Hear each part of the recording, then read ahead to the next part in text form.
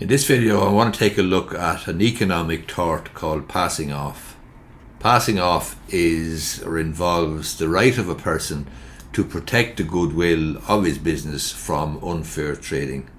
And there are 5 aspects generally to a successful action for passing off. So if you feel that your business is being taken advantage of and your goodwill is being exploited and there is unfair trading from somebody perhaps purporting or pretending to be your business, selling the goods that you sell, well then you may have an action for passing off. As I say, it's an economic tort. 5 aspects you need to prove. One is that there's a misrepresentation, and the defendant's use of the plaintiff's property must be calculated to mislead or it may mislead.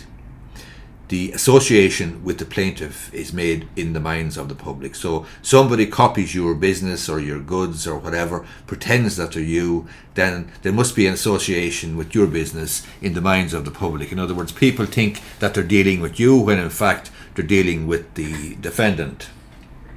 The representation that's being made must be false, and please note that the defendant may use any of the plaintiff's property, any of your property, provided he does not do it in a way that will deceive the public. The problem and the issue in passing off is that there must be a misrepresentation and it must be calculated to mislead or may mislead the general public. That's key.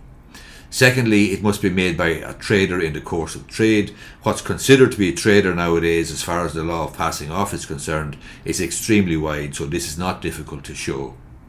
Thirdly, there must be the representation or misrepresentation rather, must be made to prospective customers of the plaintiff.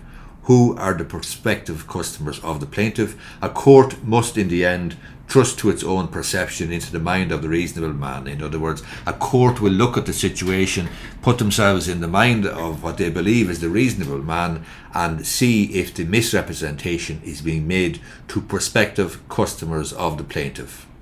Fourthly, then, there must be business or goodwill.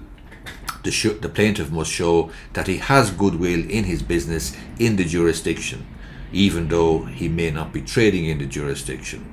The plaintiff used to have to show that he was trading in the jurisdiction. That's no longer the case. Trading is not necessary now. The plaintiff needs to show goodwill.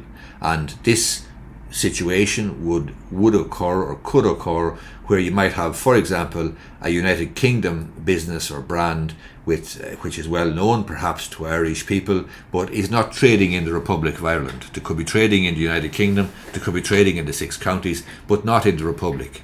And somebody could set up here then and purport to be them or selling their goods or whatever, use their branding.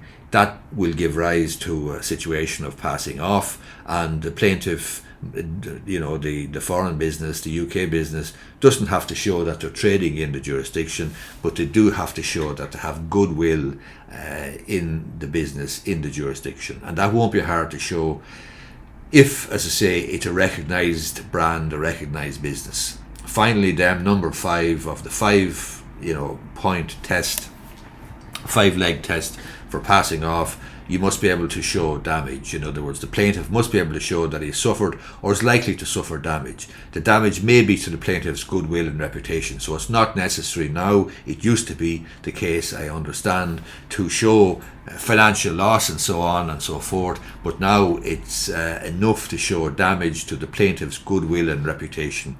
Hope you find this video useful. If you do, I'd appreciate if you hit the thumbs up button down below. And just to recap, passing off is the right of a person to protect the goodwill of his business from unfair trading. There's 5 points to it. 1 is a misrepresentation by company B pretending to be company A and fooling the general public.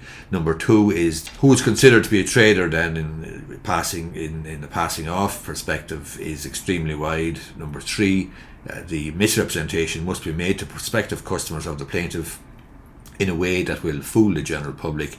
4, the plaintiff must show that they have business or goodwill. They must show that they have goodwill in the business, in his business, in the jurisdiction, even though he may not be trading. And 5, he must be able to show damage, but the damage shown may only be damage, for example, to the plaintiff's goodwill and reputation.